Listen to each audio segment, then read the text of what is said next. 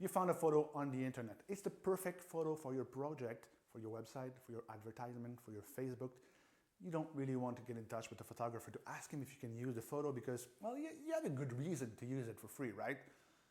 My name is Francis Vachon. I am a French-Canadian photojournalist based out of Quebec City. That's why I speak funny.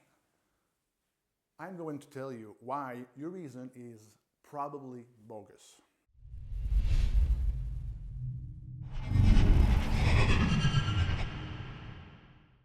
Number one, there was no copyright logo or any other watermark on the photo. Copyright exists by default. As soon as a professional or an amateur take a photo, hits the shutter, all the power of the copyright law is associated with that image.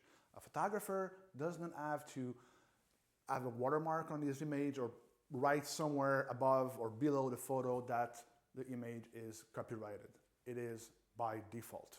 Consider a photo copyrighted unless specified otherwise. Number two, the photo is on the internet, therefore it is free to use. Is it easy to download a photo that you found on the internet? Yes. Is it legal to do it? No. A photo does not magically fall under the public domain when it's uploaded on the internet. It's not how it works.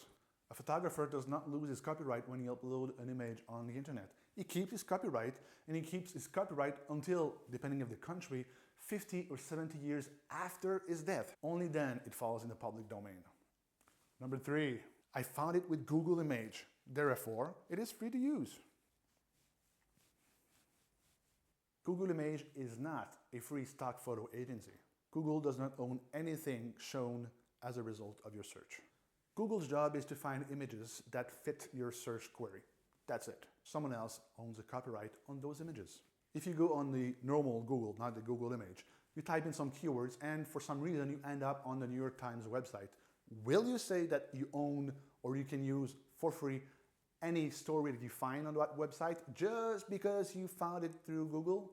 No, it's the same with Google Image. It's just a search engine. Number four, it's on Facebook and everything on Facebook is on public domain. It's even on their term of service. Contrary to common belief, a photographer does not lose his copyright when he uploads a photo on Facebook. Facebook terms of service says you own all the content and information you post on Facebook.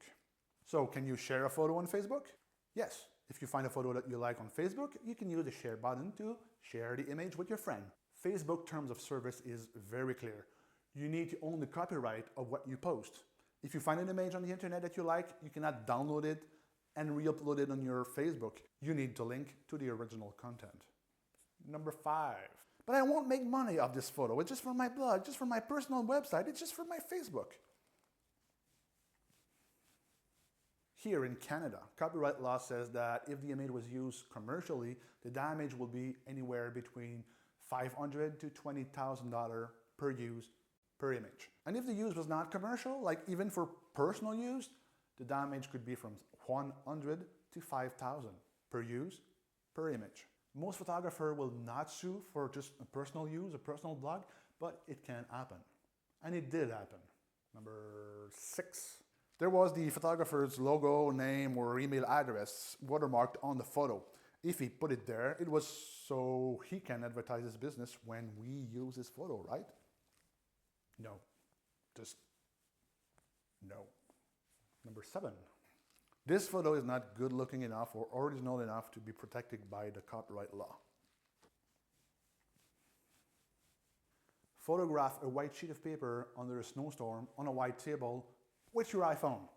The photo will be as protected as mine that I shoot with $20,000 of equipment. There's no minimum requirement for a photo to be considered art. As long as you make choices like what you frame, like the ISO you are using or the aperture you are using, you make artistic choice, and that is enough under the law to have your photo copyrighted and protected as art. Number eight. Hey, I'm in this photo, I can use it. That seems logical, but no. The photographer owns the copyright because he took it. The photograph is his artistic interpretation of you. So if you were photographed as you were taking part into a protest, a sporting event, or whatever, you need to ask the photographer first before using it. Of course, if you hired a photographer to take some portraits of you, then he will sell you a license to use the photo. He will, however, keep the copyright. Number 9. I wrote the photographer's name under the photo on my webpage. It's good advertising for him. I've been doing this job for 10 years. Never, ever someone called me or emailed me to hire me stating that he saw my name under a photo that he found on the internet. Never. That just not happen. Never. Ever.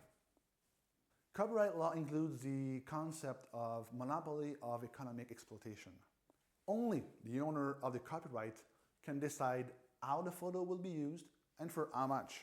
Doing advertisement for a photographer is not a valid reason to use a photo without asking the photographer, especially since it is legally mandatory in most countries that you put the proper credit under the photo, even if you paid for it.